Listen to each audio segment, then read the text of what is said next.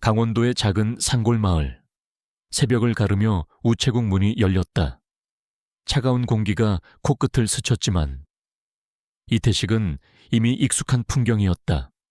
그는 도시에서 태어나고 자랐지만 벌써 10년 넘게 이곳에서 우편물을 정리하고 마을 사람들의 이야기를 듣는 삶을 살고 있었다.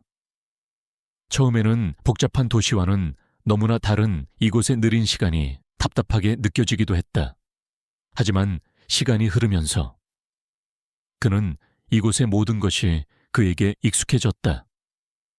해가 뜨면 우체국 앞마당의 화분들이 햇살을 받으며 고개를 들었고 아침 이른 시간부터 할머니들이 모여 앉아 시시콜콜한 이야기를 나누는 모습은 이제 그에게 일상이 되었다.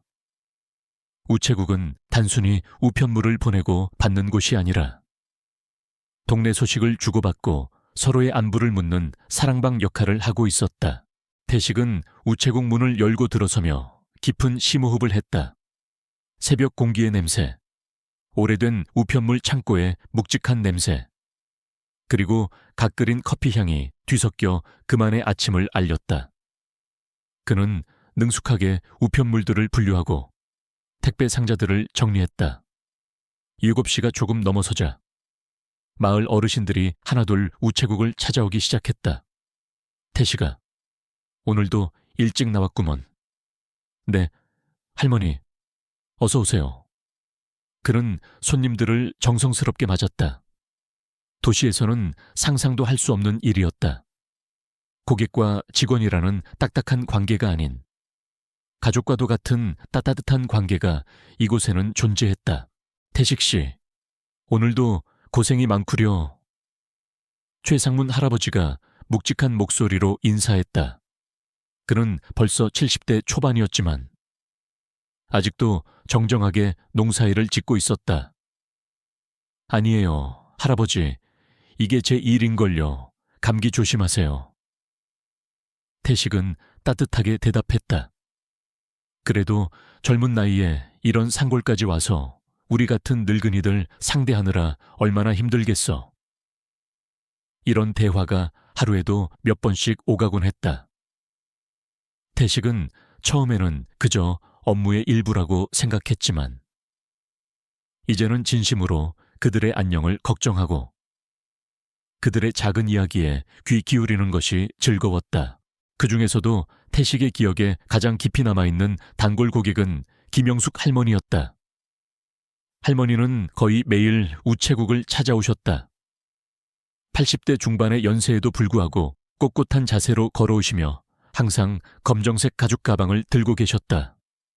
그 가방은 꽤 오래된 것 같았는데 가죽이 닳아 반질반질 광이 나고 있었다. 할머니는 주로 적금을 넣으러 오시거나 가끔씩 편지를 보내시곤 했다. 그런데 편지를 보낼 때면 늘 조심스러운 표정을 지으시며 마치 중요한 비밀을 다루는 것처럼 행동하셨다. 태식은 그런 할머니의 모습이 궁금하기도 했지만 우체국 직원으로서 고객의 사생활을 존중하는 것이 기본이었기에 깊게 관여하지는 않았다. 그는 그저 미소를 지으며 할머니의 업무를 처리해 드릴 뿐이었다. 할머니, 백호는 어떻게 지내고 있어요? 태식은 가끔씩 할머니에게 백호의 안부를 물었다. 그 녀석은 참 영특해.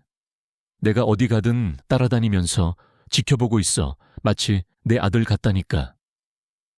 할머니는 백호 이야기를 할 때면 늘 얼굴에 미소가 번졌다. 정말 주인을 잘 알아보는 것 같아요. 다른 사람한테는 경계심이 있던데 할머니한테만큼은 완전히 마음을 열었더라고요. 태식은 진심으로 말했다.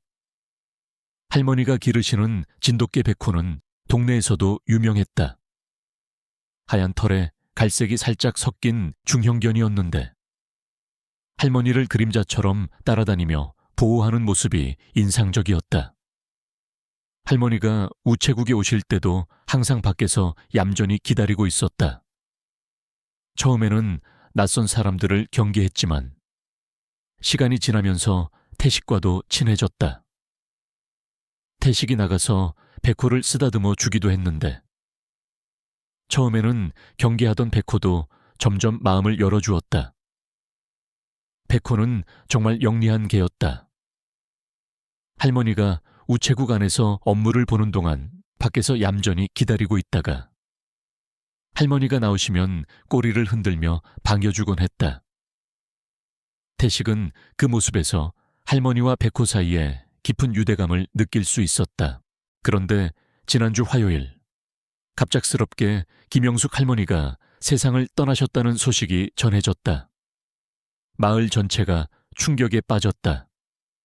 전날 밤까지도 평소와 다름없이 건강해 보이시던 할머니가 새벽에 조용히 눈을 감으셨다고 했다.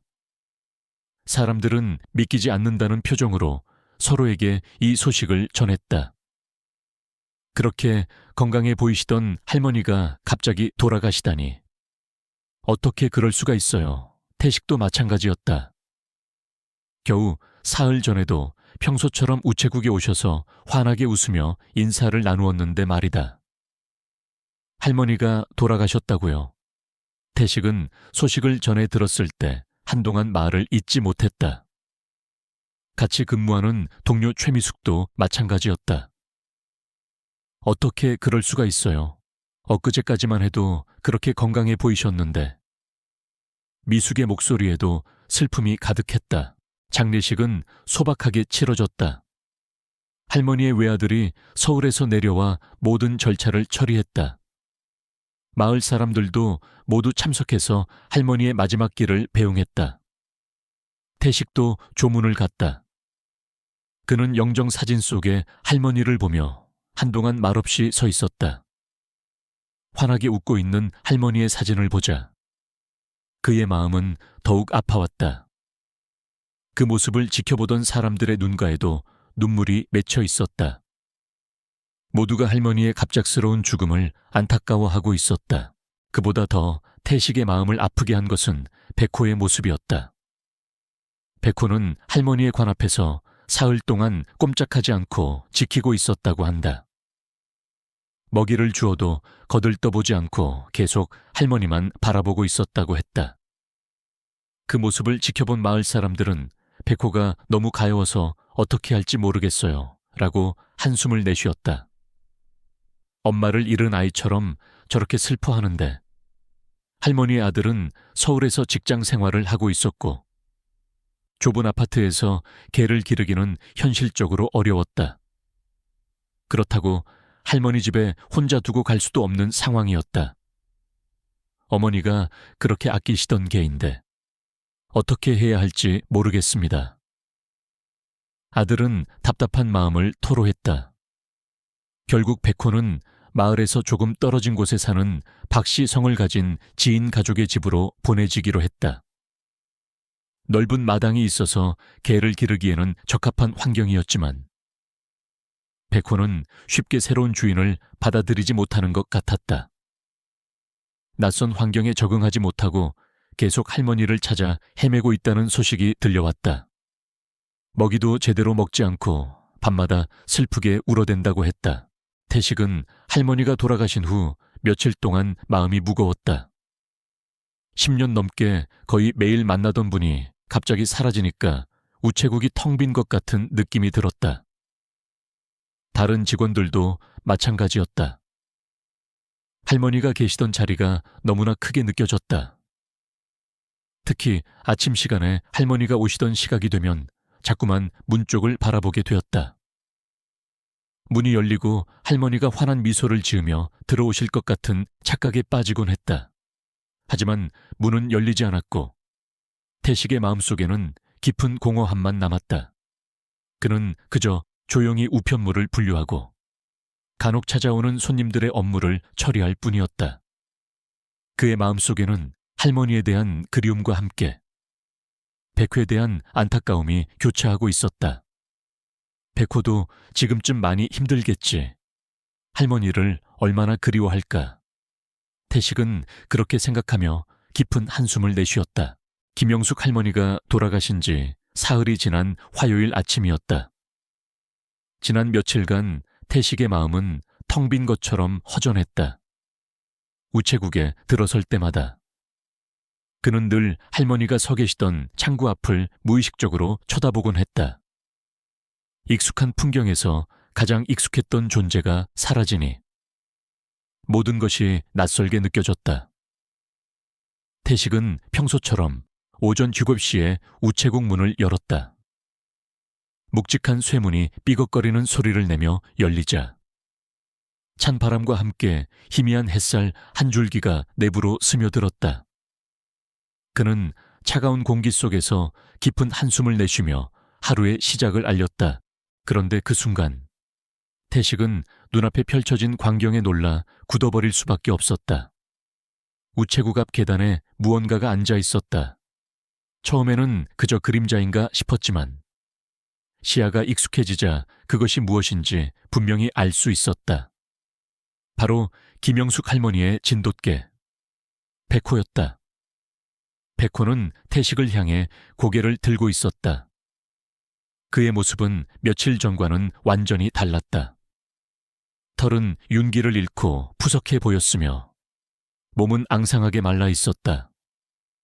그 영롱하던 눈빛에는 생기를 잃은 슬픔과 피로가 가득했다. 백호는 마치 며칠 밤낮을 쉬지 않고 달려온 것처럼 보였다. 아우 백호야, 넌 어떻게 여기에? 태식은 놀란 마음에 복실이에게 다가갔다. 백호는 태식의 목소리에 꼬리를 아주 미세하게 흔들었다.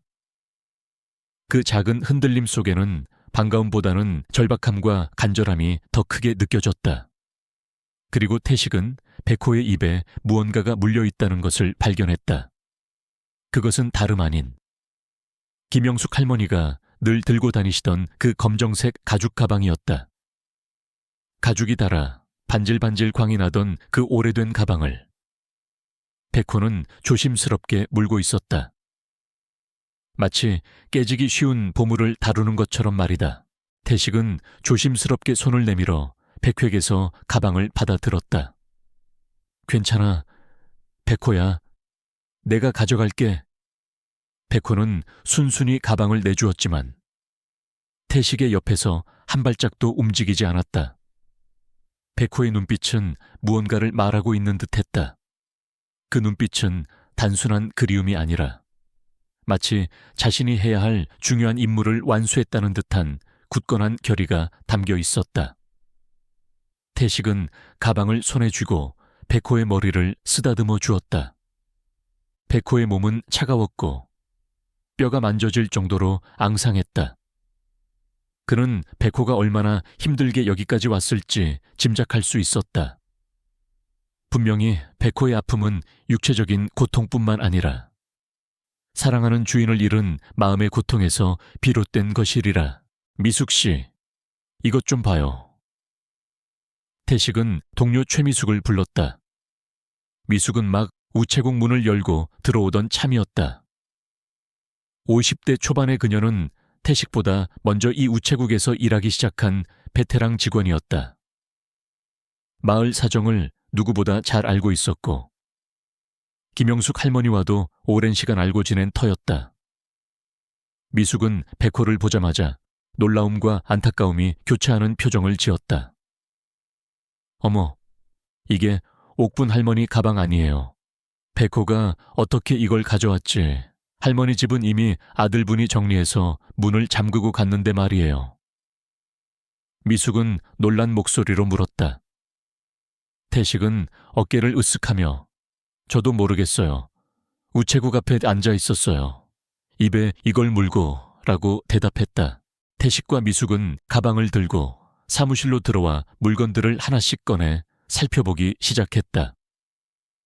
오래된 가죽 가방 안에는 생각보다 여러 가지 물건들이 들어있었다. 우선 가장 눈에 띄는 것은 낡은 통장 몇 개였다. 통장들을 보니 할머니가 여러 은행에 적금을 들어 놓으셨다는 것을 알 수 있었다. 태식은 통장의 잔액을 보고 깜짝 놀랐다. 생각보다 제법 큰 금액이 저축되어 있었기 때문이었다. 평소 검소하게 생활하시던 할머니의 모습과는 사뭇 달랐다. 할머니께서 이렇게 돈을 많이 모으셨다니 정말 놀랍네요. 미숙이 감탄했다. 하지만 그들을 더 궁금하게 만든 것은 고무줄로 묶인 편지 뭉치였다. 편지 봉투들은 대부분 누렇게 변색되어 있었고 어떤 것들은 잉크가 번져 글씨를 알아보기 어려운 상태였다. 봉투의 낡은 모습만 보아도 오랜 시간이 흘렀다는 것을 알 수 있었다. 그 외에도 가방 안에는 몇 개의 은색 열쇠가 작은 주머니에 들어 있었다. 열쇠들은 크기가 각기 달랐고 어디에 쓰이는 것인지 알 수 없었다. 태식과 미숙은 서로 얼굴을 마주 보았다. 이 가방이 단순한 유품이 아니라는 것을 직감했다. 미숙 씨, 이 편지들 좀 봐요. 봉투에 이름들이 적혀 있는데 우리 마을 사람들 이름 같아요. 태식은 편지 뭉치를 들어 미숙에게 보여주었다. 미숙은 봉투에 적힌 이름들을 하나씩 확인했다. 어머, 그러네. 박철민 씨, 김영희 씨, 최상문 할아버지, 한미경 씨, 모두 우리 마을 사람들이잖아.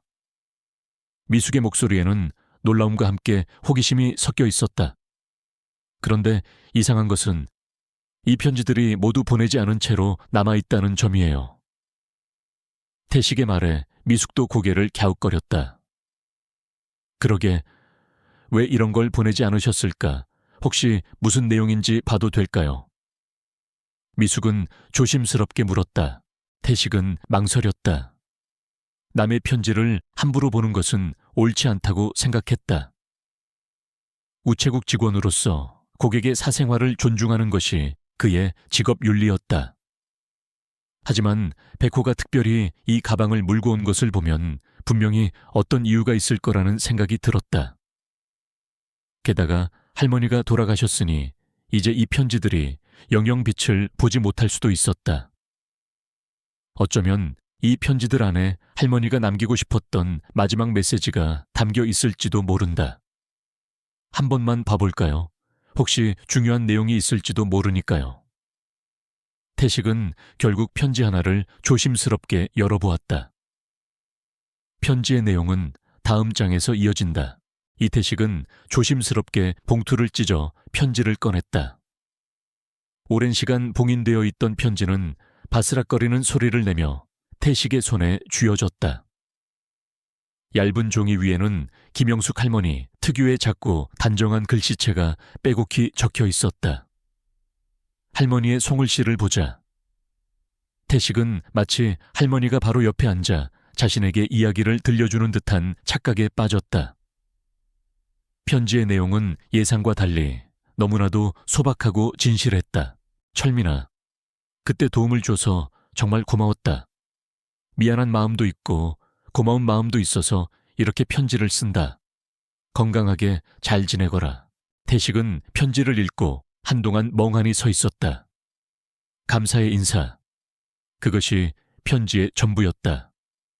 그는 꽤 심각하고 중요한 내용이 담겨 있을 거라고 생각했다. 어쩌면 유언이라든가 감춰진 비밀에 대한 고백일지도 모른다고 막연히 추측했다.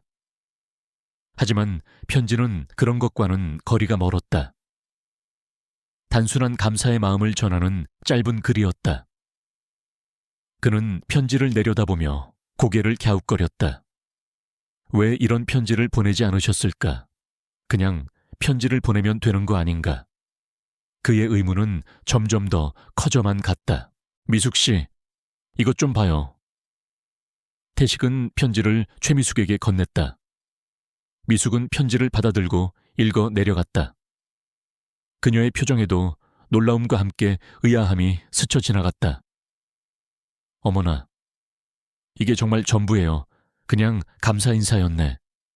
할머니께서 왜 이 편지를 보내지 않으셨을까 직접 말씀하시기 부끄러워하셨나 아니면. 미숙은 말을 잇지 못했다. 그들은 둘러앉아 남아있는 편지들을 하나씩 꺼내 읽기 시작했다. 영희야, 내가 힘들 때 옆에서 지켜봐줘서 고마웠다. 네가 아니었다면 나는 아마 버티지 못했을 거야. 어떻게 감사를 표현해야 할지 모르겠다. 상문아, 내가 아플 때 병원까지 데려다줘서 어떻게 감사를 표현해야 할지 모르겠다. 덕분에 빨리 나을 수 있었어. 정말 고맙다. 미경아, 혼자 사는 내가 외롭지 않게 자주 찾아와줘서 고마웠다. 네가 준 반찬 덕분에 밥맛이 좋아졌다. 내 마음이 든든해졌다. 편지들은 모두 감사의 인사나 미안한 마음을 전하는 내용들이었다. 그 내용들은 너무나도 사소하고 일상적인 일들이어서 오히려 태식과 미숙의 마음을 더욱 아프게 했다. 할머니는 그 작은 도움 하나하나에도 진심으로 감사하며 그 마음을 표현하고 싶어 하셨던 것이다. 저런 일들까지 일일이 기억하고 편지를 쓰셨다니. 태식은 깊은 생각에 잠겼다. 할머니는 분명히 이 편지를 보내려 하셨을 것이다. 하지만 어떤 이유에서인지 그 마음을 직접 전하지 못하고 이렇게 가방 안에 보관해 두셨던 것이다. 미숙이 조심스럽게 말했다. 태식 씨, 할머니 세대는 말로 표현하는 것에 서툴어요. 특히 감정을 드러내는 것은 더욱 힘들어 하시죠. 아마 이 편지를 쓰시면서 마음을 정리하고 나중에라도 전해야겠다고 생각하셨을 거예요. 그런데 어쩌다가 용기가 나지 않으셨나 봐요. 미숙의 말에 태식은 고개를 끄덕였다. 할머니의 내면 깊은 곳에는 타인에게 진심으로 감사하는 마음과 동시에 자신의 솔직한 감정을 드러내는 것을 부끄러워하고 망설이는 복잡한 심리가 있었을 것이다. 그들이 편지를 읽는 동안 백호는 조용히 그들 옆에 앉아 있었다. 태식과 미숙의 대화를 이해하는 것처럼 가끔씩 고개를 끄덕이거나 꼬리를 살짝 흔들기도 했다. 마치 맞아요. 그게 할머니의 진짜 마음이에요. 라고 말하는 것 같았다. 백호의 눈빛에는 슬픔이 여전히 서려 있었지만 이제는 무언가를 기대하고 있는 듯한 반짝임이 더해져 있었다. 백호는 단순히 할머니의 가방을 가져온 것이 아니었다. 할머니의 마지막 메시지를 전하기 위해 할머니가 평생 숨겨왔던 마음의 기록을 세상에 드러내기 위해 온 것이었다. 그런데 이 열쇠들은 뭘까요? 태식은 편지 뭉치 옆에 있던 작은 주머니를 가리키며 물었다. 그 안에는 크기가 다른 은색 열쇠 2개가 들어있었다. 오래 사용하지 않은 듯 조금은 녹슬어 있었다. 미숙도 고개를 갸웃거렸다. 글쎄요, 창고 열쇠일까요? 아니면 보물이라도 숨겨 놓으셨나? 그녀는 농담처럼 말했지만 태식의 표정은 진지했다. 할머니의 가방에 있는 모든 것들은 분명히 이유가 있을 것이다. 그때 백호가 갑자기 일어났다. 그리고는 우체국 밖으로 나가기 시작했다. 몇 걸음 걸어가다가 뒤돌아보며 태식과 미숙을 쳐다보았다. 마치 이제 됐어요. 이걸 보세요. 라고 말하는 듯한 행동이었다. 태식은 놀라움과 함께 궁금증이 치솟았다. 백호의 눈빛은 무언가를 향해 이끌고 있었다. 백호가 우리를 어디로 데려가려는 것 같은데요. 태식은 직감적으로 말했다. 따라가 볼까요? 뭔가 보여주려는 것 같아요. 미숙도 호기심 어린 표정을 지었다. 그들은 할머니의 가방을 챙겨 들고 백호를 따라 나섰다. 바깥 세상은 이미 환하게 밝아져 있었다. 백호는 그들의 앞에서 망설임 없이 걸어갔다. 그의 걸음은 확신에 차 있었다. 할머니가 남기신 또 다른 비밀을 향해. 백호의 마지막 심부름은 이제 막 시작된 것이었다. 백호의 걸음걸이는 망설임이 없었다. 마치 미리 정해진 길이라도 알고 있는 것처럼. 그는 태식과 미숙보다 한두 걸음 앞서 천천히 걸어갔다. 가끔씩 뒤를 돌아보며 그들이 잘 따라오고 있는지 확인하는 모습은 마치 노련한 길잡이 같았다. 햇살이 따스하게 내리쬐는 마을길은 평화로웠지만 태식과 미숙의 마음은 호기심과 긴장감으로 가득 차 있었다. 백호가 이끄는 곳에는 김영숙 할머니의 또 다른 비밀이 숨겨져 있을 것만 같았다. 마을길을 따라 걸어가던 백호는 김영숙 할머니의 집 앞에서 멈춰 섰다. 낡은 대문은 굳게 닫혀 있었고 집 전체에서는 아무도 살지 않는 듯한 쓸쓸한 기운이 느껴졌다. 아들이 서울로 돌아가기 전에 집 정리를 마치고 시청에 열쇠를 맡겨두었다고 했다. 태식은 잠시 멈칫했다. 여기로 온 건가? 그런데 문이 잠겨 있는데 그의 의문이 해소되기도 전에 백호는 다시 움직였다. 그는 대문을 지나 집 옆쪽으로 돌아갔다. 할머니 집 뒤편에는 작은 텃밭과 함께 낡은 창고가 하나 있었다. 창고는 오래된 나무로 만들어져 있었고 이끼가 군데군데 끼어 있었다. 문은 굵은 쇠사슬로 묶여 있었고 자물쇠가 채워져 있었다. 백호는 그 창고 앞에서 앉더니 태식을 올려다보았다. 꼬리를 살짝 흔들면서도 진지한 표정이었다. 마치 여기에 무언가 중요한 것이 있다는 것을 알려주는 것 같았다. 태식은 백호의 행동을 이해했다. 여기에 뭔가 있다는 뜻인가? 그는 창고 문을 살펴보았다. 오래된 나무 문과 녹슨 자물쇠. 바로 그때 태식의 머릿속에 섬광처럼 한 가지 생각이 스쳐 지나갔다. 할머니의 가방에 들어있던 은색 열쇠. 설마. 그는 가방에서 열쇠들을 꺼내어 하나씩 시도해보기 시작했다. 첫 번째 열쇠는 맞지 않았다. 두 번째 열쇠도 마찬가지였다. 세 번째 열쇠를 자물쇠 구멍에 넣고 돌리는 순간 딸깍 하는 소리와 함께 자물쇠가 열렸다. 백호는 꼬리를 더 세게 흔들며 기뻐하는 것 같았다. 그의 눈빛은 내가 맞았지 라고 말하는 듯했다. 태식은 녹슨 쇠사슬을 풀어내고 삐걱거리는 창고 문을 열었다. 오랜 시간 닫혀 있었던 창고 안에서는 퀴퀴한 곰팡이 냄새와 함께 묵직한 나무 냄새가 풍겨 나왔다. 햇빛이 들어오면서 창고 내부가 조금씩 보이기 시작했다. 농기구들이 한쪽 벽면에 가지런히 정리되어 있었고 그 옆에는 오래된 선반이 놓여 있었다. 선반 위에는 먼지가 수북이 쌓인 상자들이 가지런히 놓여 있었다. 저것들이 뭘까요? 미숙이 상자들을 가리키며 물었다.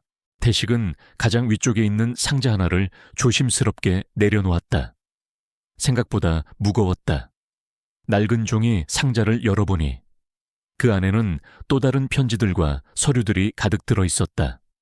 그런데 이번에는 송을씨로 쓴 편지가 아니라 영수증과 기록들이었다. 이게 뭐죠? 태식은 서류들을 하나씩 살펴보기 시작했다. 영수증들을 보니 모두 송금 내역이었다.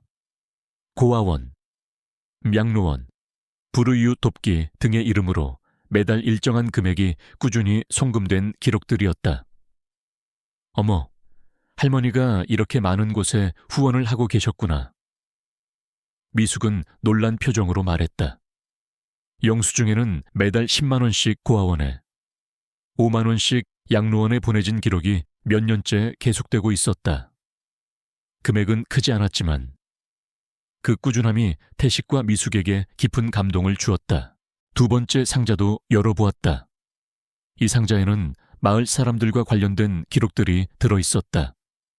누가 언제 어떤 어려움을 겪었는지, 그리고 그때 어떤 도움을 주었는지가 자세히 적혀 있었다. 박철민, 작년 겨울 난방비 부족, 10,000원 지원, 갚겠다고 했으나 받지 않음. 김영희, 아이 병원비 필요, 50만 원 지원, 나중에 갚겠다고 했으나 거절함. 최상문, 농기계 고장으로 수학 차질 30만 원 지원, 감사 인사 받음. 한미경, 남편 실직으로 생활비 부족 20만 원 지원. 이런 식으로 마을 사람들을 도운 기록이 빼곡히 적혀 있었다. 그런데 놀라운 것은 모든 기록 옆에 이자 없음. 갚을 필요 없음이라는 메모가 적혀 있다는 점이었다. 할머니는 그 어떤 대가도 바라지 않고 순수하게 마을 사람들을 도왔던 것이다. 태식과 미숙은 말을 잃었다. 그들은 할머니가 이렇게 많은 분들을 도우셨다는 사실에 감탄했다. 평생 우체국에 오셔서 적금을 들고 편지를 보내시던 평범한 할머니가 사실은 마을의 숨은 천사였다니. 그들은 자신들이 알고 있던 김영숙 할머니의 모습이 전부가 아니었음을 깨달았다. 백호는 태식과 미숙이 상자들을 살펴보는 동안 창고 입구에서 조용히 지켜보고 있었다. 마치 할머니의 비밀을 지키는 수호신처럼 말이다. 가끔씩 다른 곳을 향해 고개를 돌리기도 했지만 대부분의 시간은 두 사람을 바라보며 앉아 있었다. 백호야, 너는 이 모든 걸 알고 있었구나. 태식은 백호를 쓰다듬으며 말했다. 할머니가 얼마나 많은 일을 하셨는지 너만 알고 있었던 거네. 백호는 태식의 손길에 고개를 비비며 꼬리를 살짝 흔들어 주었다. 마지막 상자를 열어보니 그 안에는 통장과 함께 편지 한 장이 들어있었다. 할머니의 송글씨로 쓰여진 편지였다. 태식은 조심스럽게 그 편지를 읽어보았다. 누군가 이 편지를 읽고 있다면 아마 내가 세상을 떠난 후일 것이다. 나는 평생 이 마을에서 살면서 많은 사람들에게 도움을 받았다. 젊었을 때 남편을 잃고 혼자 아이를 키우느라 힘들 때 마을 사람들이 얼마나 많은 도움을 주었는지 모른다. 그 고마움을 어떻게 갚아야 할지 몰라서 내가 할 수 있는 작은 일들을 해왔다. 하지만 이런 일들을 남들이 알면 부담스러워할 것 같아서 조용히 했다. 만약 백호가 이것들을 찾아준다면 그것은 내가 떠난 후에도 마을 사람들이 서로 도우며 살았으면 하는 마음 때문이다. 편지를 다 읽고 나니 태식과 미숙은 한동안 말을 할 수 없었다. 할머니가 얼마나 깊은 마음으로 마을을 사랑하셨는지 알 수 있었기 때문이다. 그리고 백호가 왜 이 가방을 물고 우체국으로 왔는지도 이해할 수 있었다. 백호는 할머니의 마지막 심부름을 하고 있었던 것이다. 이 감동적인 발견은 단순한 사건이 아니라 할머니의 사랑과 삶의 철학을 전하는 중요한 계기가 될 것이었다. 낡은 창고 하는 시간이 멈춘 듯 고요했다. 태식과 미숙은 먼지 쌓인 상자들 앞에서 넋을 잃고 서 있었다. 그들이 방금 전 발견한 기록들은 김영숙 할머니의 삶이 겉으로 보이는 것과는 완전히 달랐다는 것을 보여주고 있었다. 할머니는 그저 평범한 이웃이 아니라 조용히 세상을 바꾸는 숨은 천사였다. 태식은 상자들을 하나씩 더 자세히 살펴보기 시작했다. 두 번째 상자에 들어있던 기록들은 마을 사람들에게 베풀었던 도움들을 세밀하게 기록하고 있었다. 박철민 씨, 작년 겨울 난방비 익명으로 지원. 김영희 씨, 딸아이 병원비 익명으로 송금. 최상문 할아버지, 농기계 수리비 현금으로 전달. 한미경 씨네 가족, 실직으로 인한 생활비 정기적으로 지원. 이런 식으로 기록들은 계속 이어졌다. 놀라운 것은 단지 금전적인 도움뿐만이 아니었다. 할머니의 기록 속에는 돈으로 환산할 수 없는 따뜻한 마음들이 담겨 있었다. 길가에서 폐지를 모으다가 우연히 만난 독거노인 김씨. 폐지판 돈으로 라면 한 봉지를 사다 드림. 며칠 뒤 찾아가니 고맙다고 함. 라면 한 봉지에 그렇게 좋아하시는 걸 보고 마음이 아팠음. 다음에는 김치라도 담가서 가져다 드려야겠음. 할머니의 글씨는 비록 투박했지만 그 안에 담긴 진심은 태식과 미숙의 마음을 울리기에 충분했다. 또 다른 기록에는 이런 내용도 있었다. 이웃에 사는 박씨 할머니. 며칠째 집 밖으로 나오지 않으셔서 찾아가 보니 감기에 걸려 앓고 계셨음. 병원비가 없어 병원에 가지 못하고 계신다고 함. 병원비를 대신 내드리고 병원으로 모시고 감. 며칠간 미역국을 끓여 가져다 드림. 할머니가 고맙다고 눈물을 흘리셨음. 태식과 미숙은 기록을 읽으면서 할머니가 얼마나 바쁜 삶을 사셨는지 짐작할 수 있었다. 매일 아침 우체국에 오셔서 적금을 넣으시고 편지를 쓰시면서도 남들에게는 보이지 않는 곳에서 끊임없이 선행을 베풀고 계셨던 것이다. 그들은 할머니의 기록을 읽으며 자신들이 얼마나 할머니에 대해 모르고 있었는지 깨달았다. 그저 조용하고 무뚝뚝한 할머니라고 생각했는데 그 내면에는 타인에 대한 깊은 사랑과 배려가 가득했던 것이다. 세상에 할머니가 이렇게 많은 일을 하셨을 줄은 몰랐어요. 미숙은 눈시울을 붉히며 말했다. 매일 우체국에 오실 때마다 항상 낡은 검정 가방을 들고 다니셨는데 그 가방 안에 이런 비밀들이 숨겨져 있었을 줄이야. 태식은 고개를 끄덕였다. 할머니께서 돌아가시기 며칠 전에도 우체국에 오셨어요. 그때는 그냥 평범한 하루라고 생각했는데 그때도 이 가방 안에 이런 기록들이 들어있었겠죠. 그는 할머니와의 마지막 만남을 회상하며 후회스러운 마음이 들었다. 조금 더 할머니에게 관심을 가질 걸. 조금 더 따뜻한 말을 건넬 걸 하는 아쉬움이 밀려왔다. 백호는 태식과 미숙이 상자들을 살펴보는 동안 창고 입구에서 조용히 지켜보고 있었다. 그들의 놀라움과 감동을 이해하는 듯 백호의 눈빛은 더욱 깊어졌다. 백호는 마치 할머니의 분신처럼 그곳에 존재하고 있었다. 백호야, 고맙다. 네가 아니었다면 우리는 영원히 할머니의 이런 마음을 몰랐을 거야. 태식은 백호를 향해 진심을 담아 말했다. 백호는 그의 목소리에 꼬리를 흔들며 천천히 태식에게 다가와 고개를 비볐다. 마치 할머니의 사랑을 직접 전하는 것처럼 느껴졌다. 그때 태식의 눈에 또 다른 상자 하나가 들어왔다. 다른 상자들과는 달리 깨끗했고 겉면에 수진아라는 글씨가 정성스럽게 적혀 있었다. 수진은 할머니의 외손녀 이름이었다. 할머니가 돌아가시기 전 아들에게 외손녀가 미국에서 유학 중이라고 말씀하셨던 기억이 떠올랐다. 이 상자 안에는 무엇이 들어있을까? 태식과 미숙은 조심스럽게 상자를 열었다.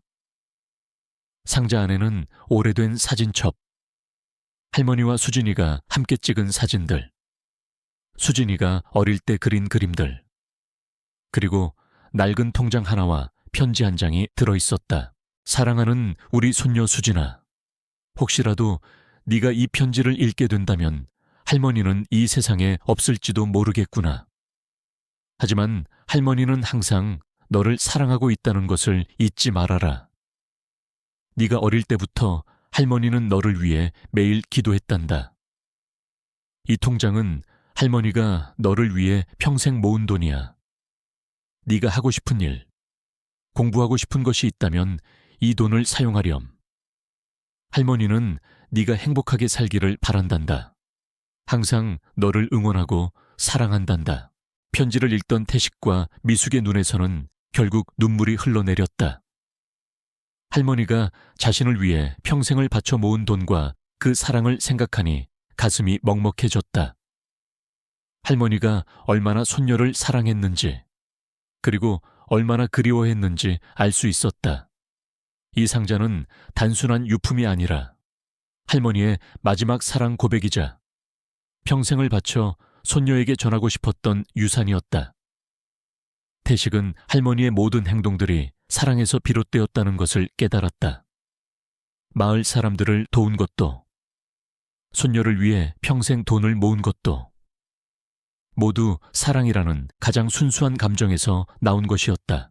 백호는 그들이 상자를 들여다보는 동안 조용히 앉아 있었다. 마치 마지막 퍼즐 조각을 찾는 것을 기다리는 것처럼 말이다. 그리고 태식과 미숙이 모든 것을 다 확인하고 고개를 들었을 때 백호는 다시 천천히 몸을 일으켰다.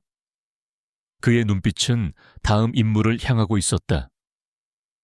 이제는 직접 이 사랑을 전해야 할 때야 라고 말하는 듯했다. 백호는 창고 문을 향해 걸어 나갔다.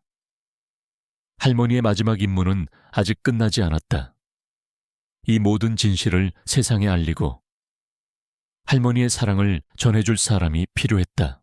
백호의 걸음은 이제 망설임이 없었다.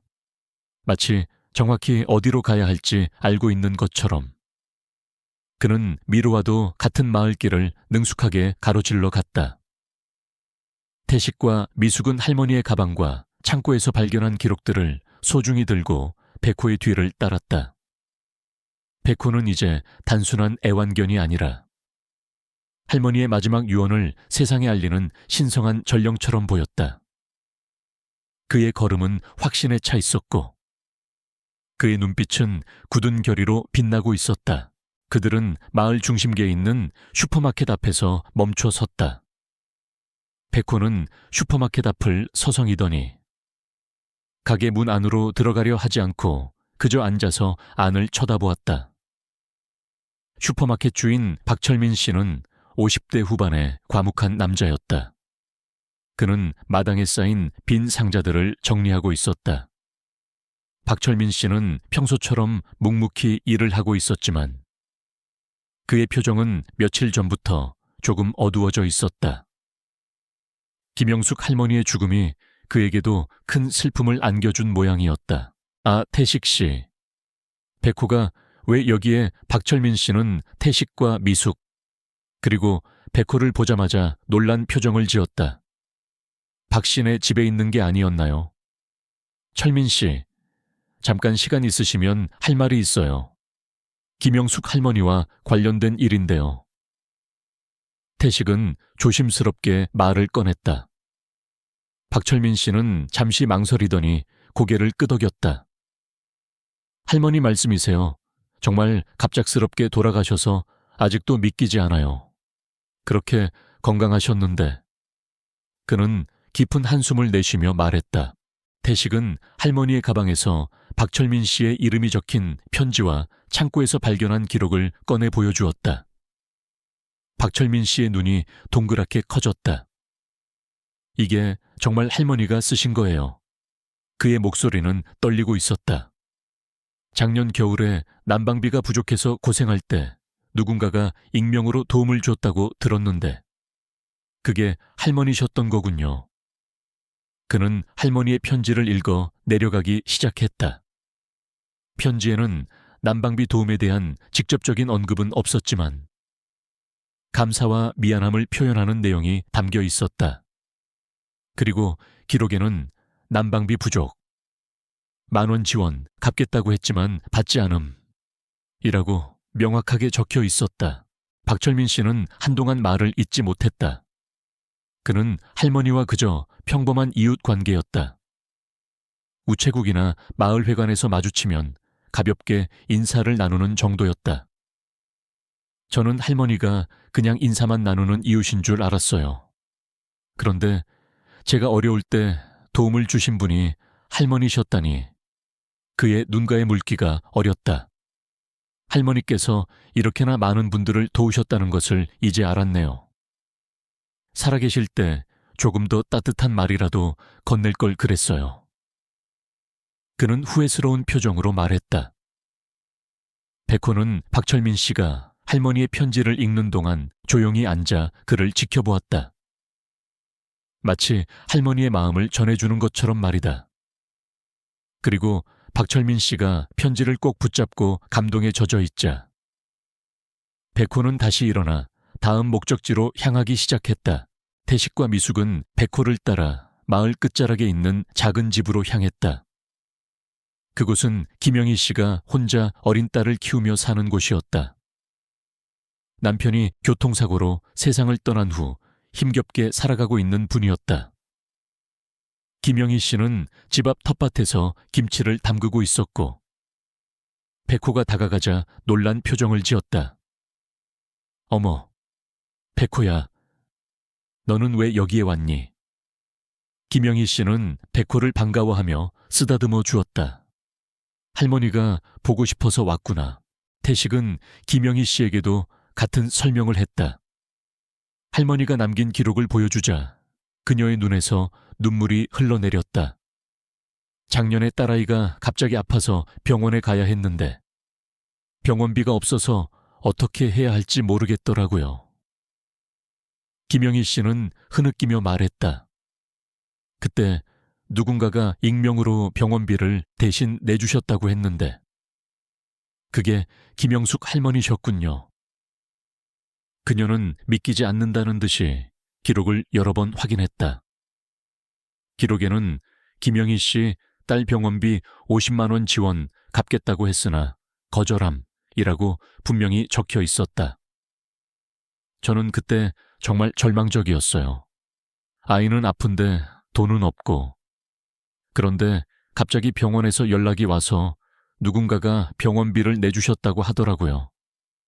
누가 그런 일을 해주셨는지 계속 궁금했는데 김영희 씨는 계속 눈물을 흘렸다. 할머니는 저한테 아무런 내색도 안 하셨어요.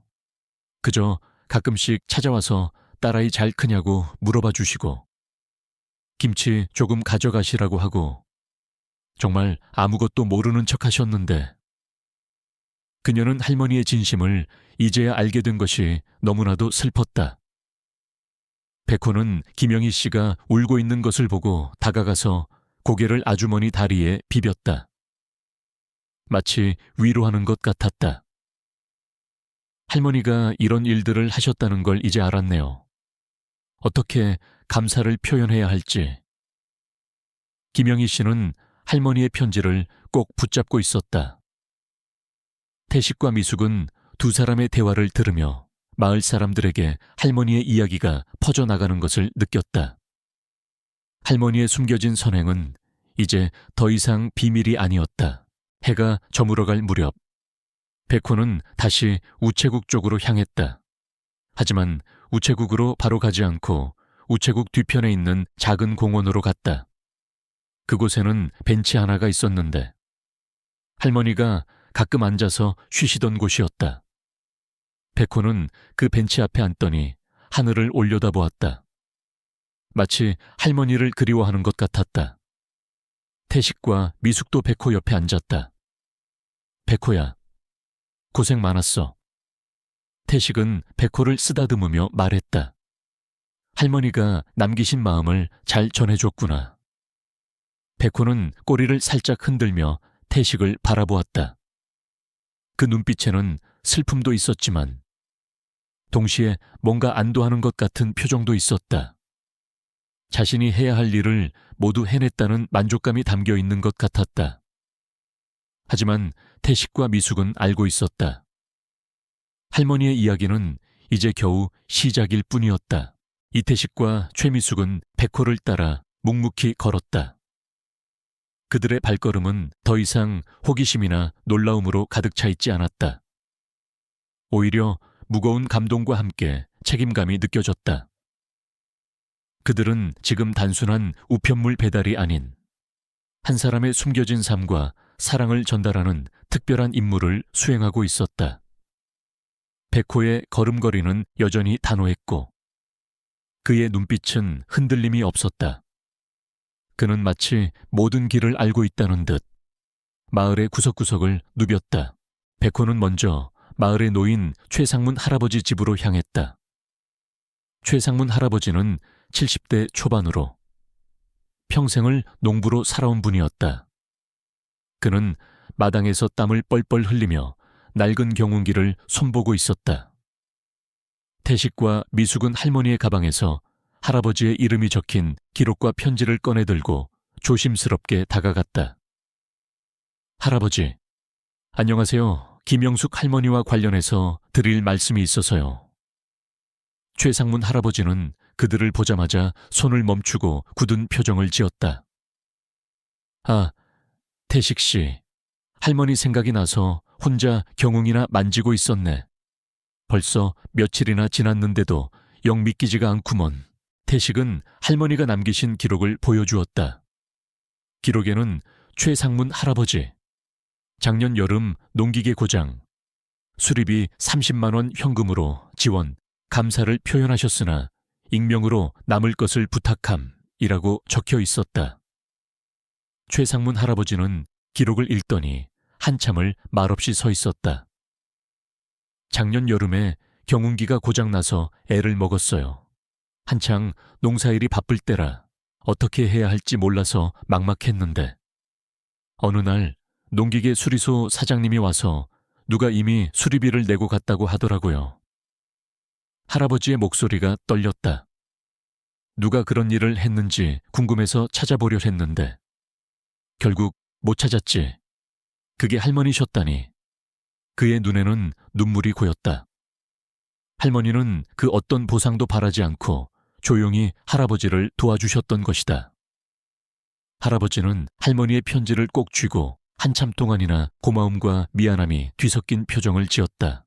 백호는 최상문 할아버지와의 만남이 끝나자 다시 몸을 움직였다. 이번에는 한미경 아주머니의 집으로 향했다. 한미경 아주머니는 40대 중반의 주부로 남편이 실직한 후 힘든 시간을 보내고 있었다. 백호와 태식 일행이 집에 도착했을 때 그녀는 마당에서 아이와 함께 공놀이를 하고 있었다. 아이의 웃음소리가 울려 퍼지는 집안은 겉으로 보기에는 평화로워 보였다. 하지만 태식은 그녀의 얼굴에 드리워진 그림자를 놓치지 않았다. 그녀는 백호를 보고 반가워하며 아이에게 봐봐, 백호 아저씨가 왔어 라고 외쳤다. 태식은 조심스럽게 김영숙 할머니의 이야기를 꺼냈다. 한미경 아주머니는 처음에는 반신반의하는 표정이었다. 할머니께서 저희에게 도움을 주셨다고요. 글쎄요. 태식은 기록을 보여주었다. 한미경 씨 가족, 남편 실직으로 인한 생활고, 매달 10만 원씩 6개월간 지원, 익명으로 부탁함. 기록을 읽던 한미경 아주머니의 얼굴은 순식간에 눈물로 범벅이 되었다. 맞아요. 저희가 작년에 정말 힘들었어요. 남편이 실직하고 생활비가 끊겨서 어떻게 살아야 할지 막막했죠. 그런데 매달 초마다 저희 우편함에 돈 봉투가 들어 있었어요. 누군가 도와주는 거라고 생각했지만 누가 그런 선행을 베푸는지 알 수가 없었죠. 남편이 자존심 상해할까봐 누구한테도 이야기하지 못하고 그냥 받았는데 그녀는 울음을 참지 못하고 말을 잇지 못했다. 그게 할머니셨다니. 저희 가족을 살려주신 분이 바로 할머니셨다니요. 한미경 아주머니는 할머니의 편지를 가슴에 품고 하염없이 눈물을 흘렸다. 백호는 그들이 이야기를 나누는 동안 조용히 앉아 그들을 지켜보고 있었다. 마치 자신의 임무를 모두 완수했다는 듯. 이제는 평온하고 만족스러운 표정이었다. 태식과 미숙은 하루 종일 마을을 돌아다니면서 김영숙 할머니가 베풀었던 셀 수 없이 많은 선행들을 확인했다. 그들은 할머니가 얼마나 깊은 사랑과 헌신으로 이 마을을 지탱해 왔는지 깨달았다. 그들의 시선이 닿는 모든 곳, 그들의 발걸음이 닿는 모든 곳에 할머니의 숨겨진 발자취가 남겨져 있었다. 해질녘, 백호는 다시 태식과 미숙을 이끌고 우체국으로 돌아왔다. 하지만 그들의 임무는 아직 끝나지 않았다. 할머니의 진심을 알게 된 마을 사람들은 이제 하나둘씩 우체국으로 모여들기 시작했다. 박철민 씨, 김영희 씨, 최상문 할아버지, 한미경 아주머니. 그들은 모두 할머니의 편지와 기록을 손에 쥐고 있었다.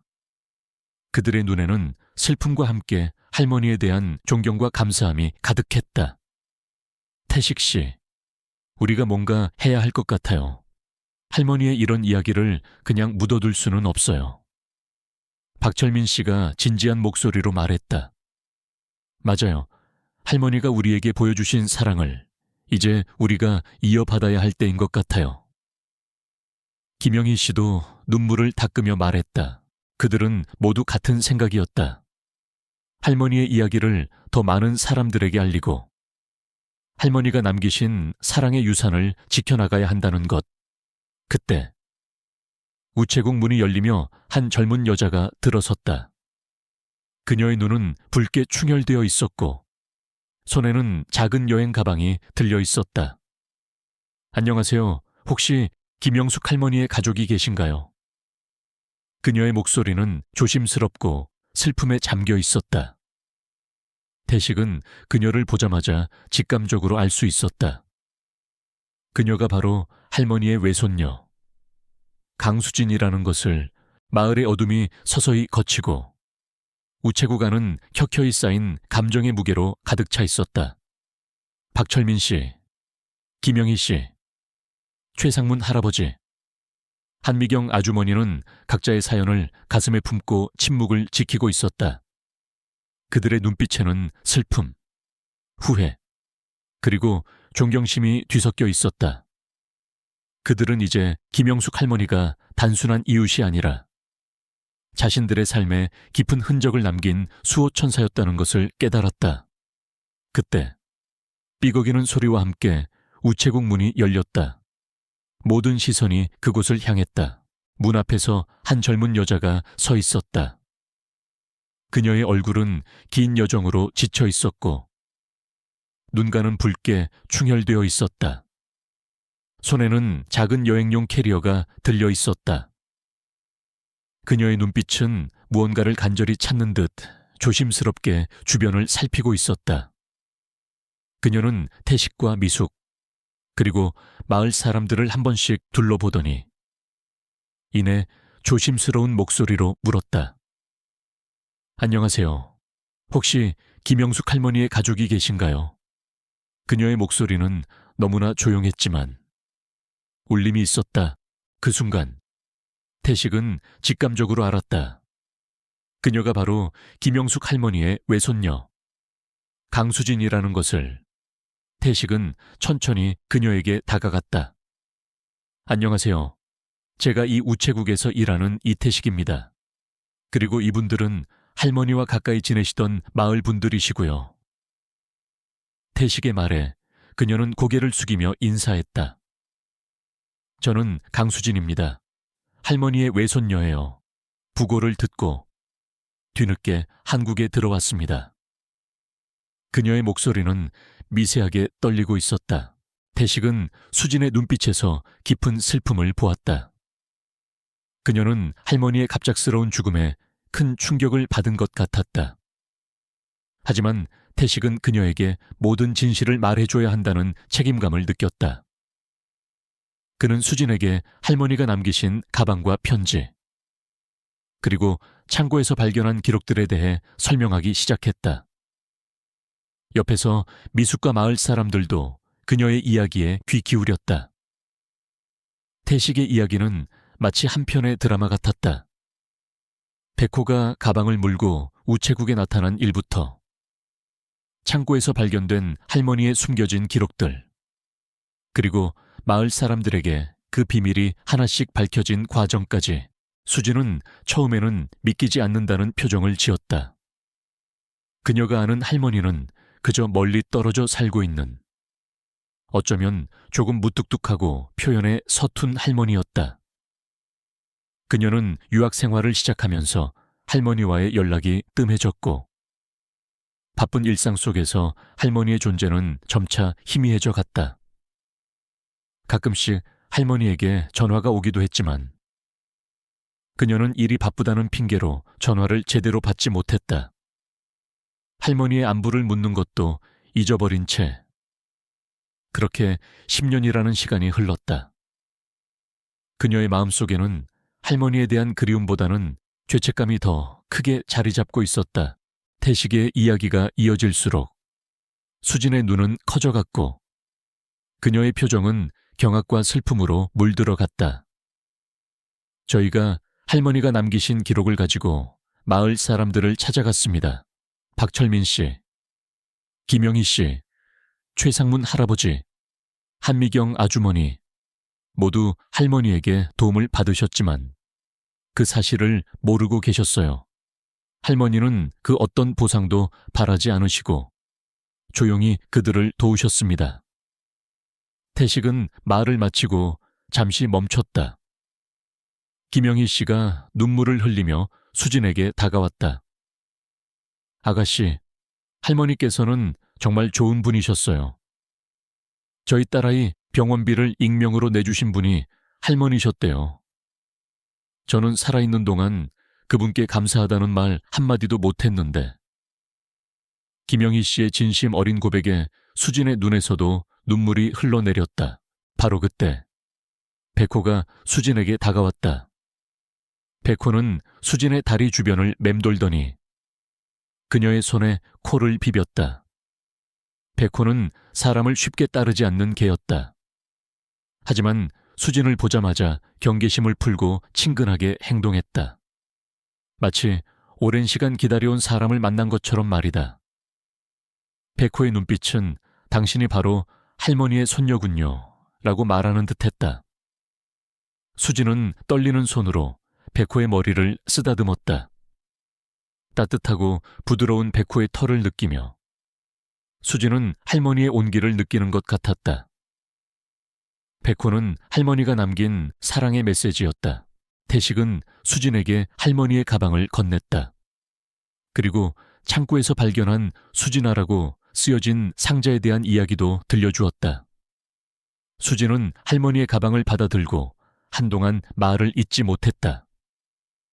그녀는 그제야 할머니가 자신에게 보냈던 수많은 마음의 편지들을 보지 못했다는 것을 깨달았다. 그녀는 자신의 이기심과 무관심 때문에 할머니의 사랑을 외면했던 과거를 후회했다. 할머니의 사랑은 편지로, 통장으로, 그리고 백호를 통해 그녀에게 돌아왔다. 수진은 자신이 알지 못했던 할머니의 삶과 사랑의 깊이에 압도당했다. 그녀는 할머니의 마지막 사랑 고백에 무릎이 꺾이는 듯한 기분이 들었다. 할머니가 이렇게 수진은 말을 잇지 못하고 눈물을 쏟아냈다. 그녀의 눈물은 후회와 슬픔, 그리고 이제서야 깨닫게 된 할머니의 사랑에 대한 감동이었다. 백호는 그런 수진의 옆에 앉아 조용히 그녀의 눈물을 지켜보았다. 태식과 미숙, 그리고 마을 사람들도 모두 조용히 수진의 슬픔을 함께했다. 그들은 수진의 마음을 충분히 이해했다. 이제 그녀는 할머니의 유산을 물려받을 준비가 된 것 같았다. 태식은 조심스럽게 수진에게 말했다. 수진 씨, 할머니가 남기신 모든 것들을 직접 보셔야 할 것 같아요. 수진은 고개를 끄덕였다. 그녀는 이제 할머니의 마지막 유산을 찾아서 할머니의 진심을 마주할 준비가 되었다. 이른 아침의 햇살이 마을을 비추고 있었다. 하지만 강수진의 마음은 여전히 먹구름이 낀 듯 어둡고 무거웠다. 그녀는 이태식, 최미숙, 그리고 묵묵히 그들을 이끄는 백호를 따라 할머니의 집으로 향했다. 발걸음을 옮길 때마다 그녀는 후회와 슬픔의 파도 속으로 깊이 가라앉는 기분이었다. 그녀가 기억하는 할머니의 집은 따뜻하고 정겨운 곳이었다. 어릴 적 방학 때마다 찾아와 할머니의 품에 안겼던 기억이 희미하게 남아있었다. 하지만 지금 그녀의 눈에 비친 할머니의 집은 쓸쓸하고 고요했다. 마치 할머니의 부재가 집 전체에 스며든 것 같았다. 백호는 망설임 없이 집 뒤편의 낡은 창고로 향했다. 태식은 창고 문을 열고 수진에게 먼저 들어가라고 했다. 수진은 떨리는 손으로 문을 잡고 안으로 들어섰다. 퀴퀴한 곰팡이 냄새와 함께 오래된 나무 냄새가 코를 찔렀다. 창고 안은 어두웠지만 선반 위에 가지런히 놓인 상자들이 희미하게 보였다. 태식은 미리 찾아놓은 수진아라고 쓰여진 상자를 가리켰다.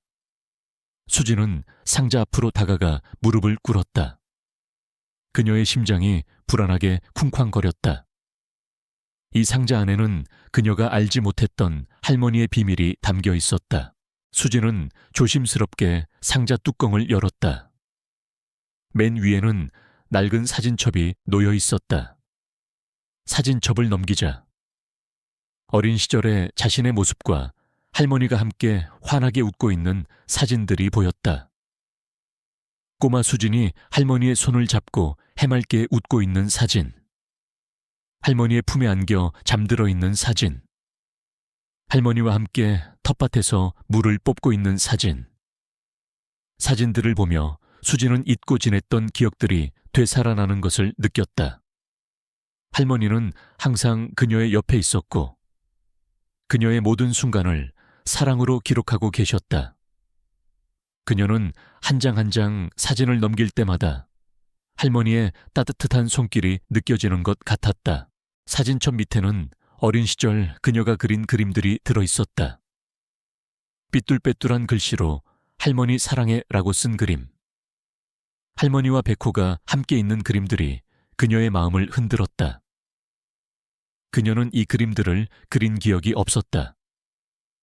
아마 어릴 때 할머니에게 드린 그림들을 할머니는 버리지 않고 고이 간직하셨던 것이다.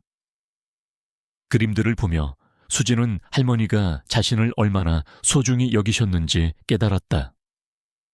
그녀는 죄책감에 고개를 들 수 없었다.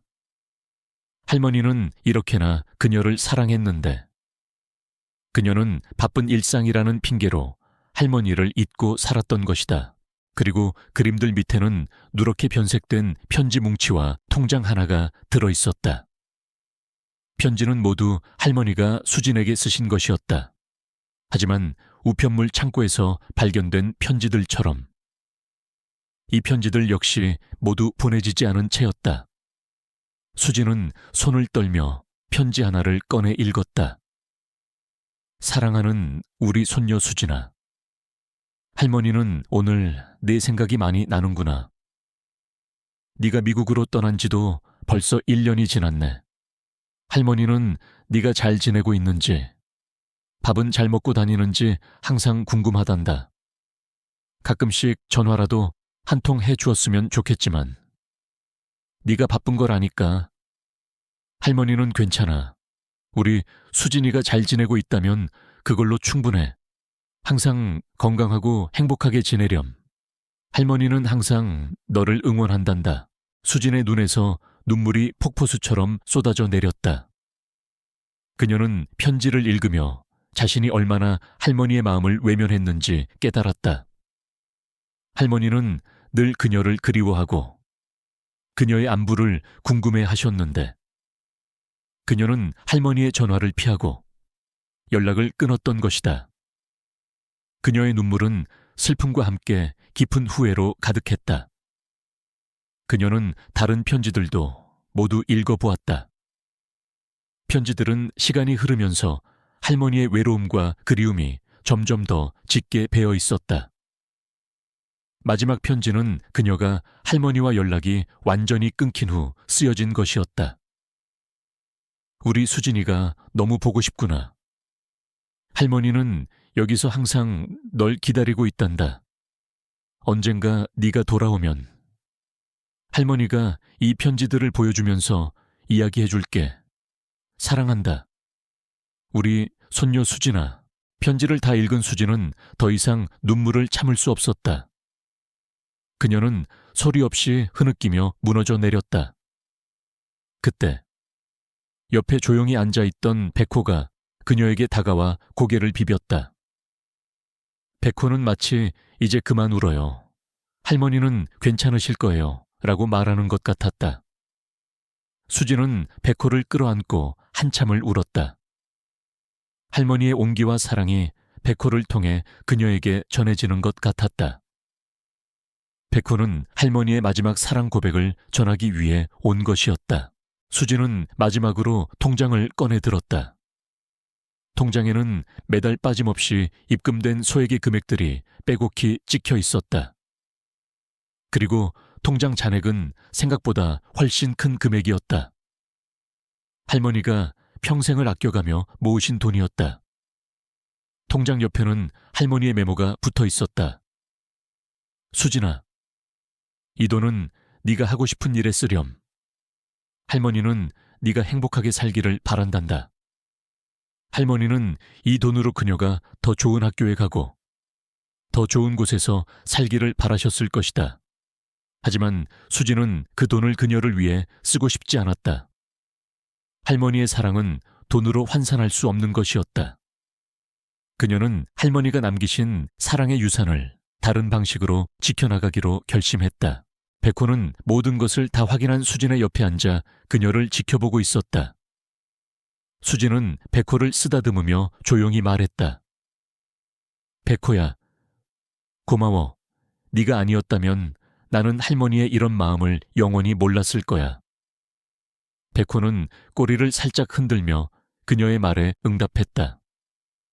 이제 모든 퍼즐 조각이 맞춰졌다.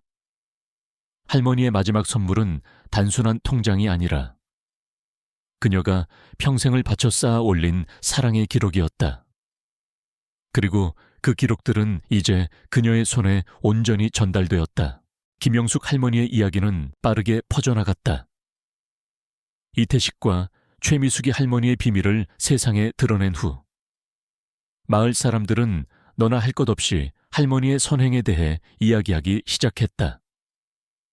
누군가는 익명으로 받은 도움에 대해, 누군가는 할머니의 따뜻한 말 한마디에 대해, 또 누군가는 함께 나눴던 작은 반찬에 대해 회상했다. 평범했던 할머니의 삶이 사실은 수많은 사람들의 삶에 깊은 영향을 미쳤다는 사실에 마을 전체가 감동에 젖었다. 이 이야기는 작은 마을의 소식을 넘어 지역 신문과 방송에도 보도되기 시작했다.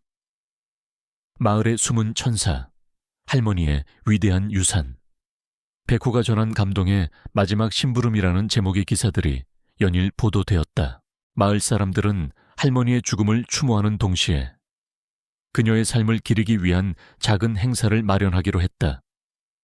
장소는 마을 회관이었다. 할머니가 평소 마을 사람들과 정을 나누던 곳에서 그들의 사랑을 돌려주고 싶어 했다. 이태식과 최미숙은 마을 사람들과 함께 할머니의 사진을 가장 잘 보이는 곳에 걸었다. 사진 속의 할머니는 환하게 웃고 계셨고 그 옆에는 충직한 백호가 앉아 있었다. 백호는 마치 자신이 할머니의 곁을 지키는 수호신이라도 되는 것처럼 꼿꼿이 앉아 있었다. 추모식이 시작되자 마을 사람들이 모두 모여들었다. 박철민 씨, 김영희 씨, 최상문 할아버지, 한미경 아주머니 등 할머니에게 직접적인 도움을 받았던 사람들은 앞으로 나와 할머니에 대한 감사를 전했다. 그들은 눈물을 흘리며 할머니가 자신들에게 베풀었던 사랑에 대해 이야기했다. 그들의 목소리에는 할머니에 대한 깊은 존경과 함께 살아계실 때 더 잘해드리지 못한 것에 대한 후회가 담겨 있었다. 할머니, 정말 감사합니다.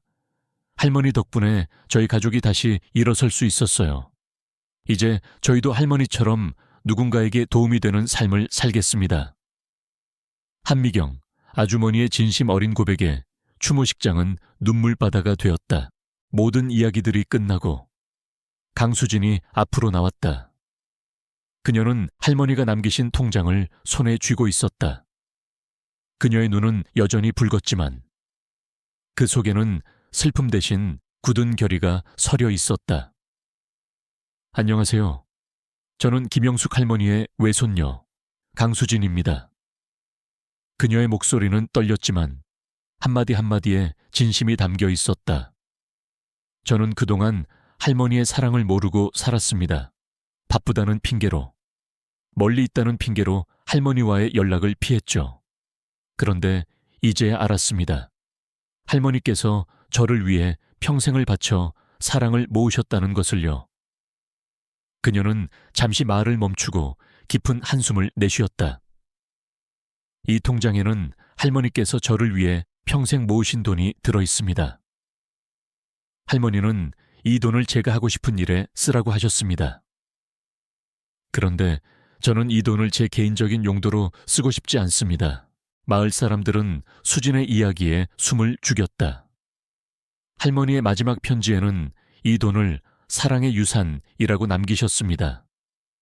저는 할머니의 유산을 이어받아 김영숙 장학기금을 만들려고 합니다. 수진의 말에 마을 사람들은 모두 놀라움과 함께 감동의 박수를 보냈다. 할머니께서 평생 베푸셨던 사랑을 이제 저희가 함께 이어나갈 수 있도록 이 장학기금이 어려운 학생들에게 희망이 되도록 하겠습니다.